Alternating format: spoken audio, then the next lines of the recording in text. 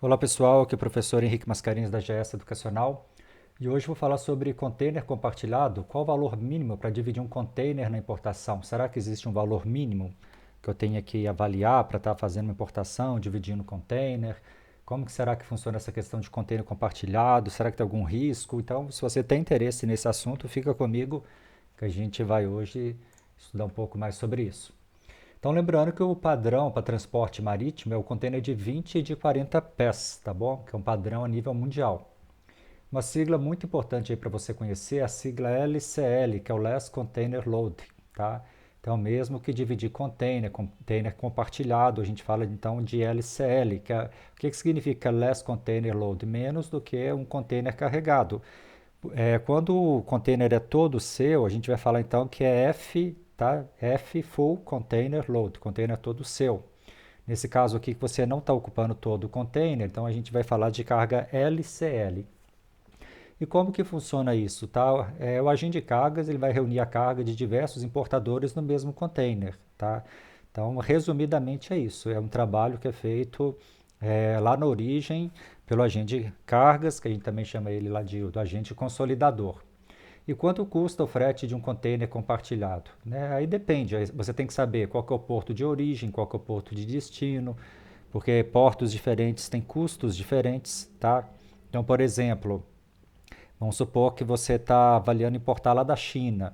Lá no norte da China, né, os portos do norte da China, provavelmente você vai encontrar um valor de frete mais caro do que um porto lá do sul da China, tá? Questão de distância, questão de localização geográfica. Então tem que avaliar alguns detalhes aí. Qual que é o porto de destino? Isso também vai impactar bastante, tá? Porque dependendo do porto, você vai ter navios com mais frequência. Tem portos, por exemplo, da região sudeste, região sul, que tem mais escalas de navios. Tem portos, por exemplo, da região nordeste e norte, aí você vai ter fretes maiores. Então depende também, tá, de qual que é o porto de destino dessas mercadorias. Você tem que avaliar também o peso bruto, tá, da sua mercadoria e as dimensões, que a gente chama também de cubagem, tá? Porque o frete ele vai ser cobrado em cima do peso ou das dimensões da cubagem, tá? Metragem cúbica, o que for maior. Então, se a sua mercadoria ela é muito pesada e ocupa pouco espaço, ela vai ser cobrada pelo peso. Se a sua mercadoria é mais leve, mas ocupa muito espaço, ela vai ser cobrada pela cubagem, pelas dimensões. E tem que saber também que tipo de mercadoria que é essa, tá? Porque vamos supor, se for mercadoria que precisa de refrigeração, aí não tem como fazer essa consolidação. Se for mercadoria considerada perigosa, produto químico, fertilizante, algo que possa, né, causar danos às outras mercadorias, provavelmente também você não vai conseguir embarcar dividindo o container.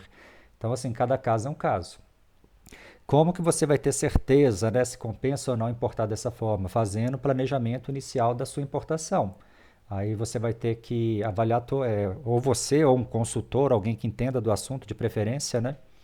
Vai ter que solicitar lá para o fornecedor, então, uma cotação formal, avaliar todas as condições de venda apresentadas, porque vai depender também do tipo de Incoterm que está sendo contratado. Aí tem que levantar todas as despesas tributárias, não tributárias, criar uma planilha de custos para verificar se de fato a importação compensa, principalmente do ponto de vista financeiro, tá?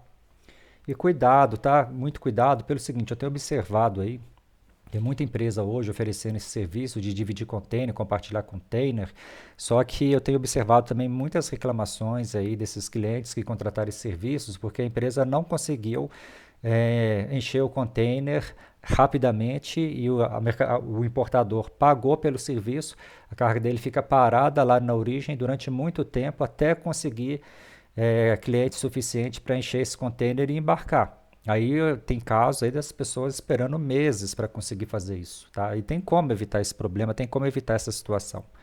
Agora, assim, se a empresa ela tem limitação dessa parte da logística, aí o cliente vai passar aperto, aí o cliente vai ficar insatisfeito, porque ela vai contratar um serviço, vai achar que vai embarcar rápido e a mercadoria vai ficar parada lá e muitas vezes vai receber umas desculpas falando que o problema é do fornecedor, lá da origem, que o problema é disso, daquilo, e muitas vezes não é. Muitas vezes é porque não conseguiu o cliente suficiente para embarcar as mercadorias e consolidar o container, porque é óbvio também que o agente de cargas não vai embarcar, né, se o container ainda também não está totalmente cheio, porque para ele é prejuízo. Agora, o problema também é que você, como cliente, não pode ficar lá esperando indefinidamente, né? Mas tem como solucionar essa questão, não ficar dependente disso aí, dessas demoras. Qual o valor mínimo para importar dessa forma? Eu falo assim, depende, tá? Cada caso é um caso, tá? A gente não existe resposta pronta para essa pergunta. A gente tem que fazer uma análise, avaliar o perfil do importador e ver em qual perfil de importação aquele importador se enquadra naquele momento. Tem importador que vai ter perfil para fazer importação dessa forma e outros que não. Em alguns casos vale a pena você fazer importação por correio, remessa expressa. Em alguns casos via aérea, em alguns casos você vai ter que encher o container todo para você. Então assim, tem que avaliar. Agora, se você ainda não tem experiência suficiente para isso, é melhor contratar alguém que tenha, que possa fazer essa avaliação de uma forma mais precisa e rápida para você. Mas só para dar um exemplo aqui, ó, um dos nossos clientes ele está importando $849, então você pode observar que não tem necessidade de você importar valores muito altos, né, de mercadoria. Porque às vezes a pessoa fala assim, nossa, eu tenho que importar, sei lá, $10.000, né, para compensar, fazer uma importação marítima. Não, cada caso é um caso. Nesse caso desse nosso cliente aí, ele vai importar $849 de mercadoria. Se você pensar bem, é um valor bem pequeno, né? Que tem muita gente que importa por correio e remessa expressa, importa até mais do que isso aí.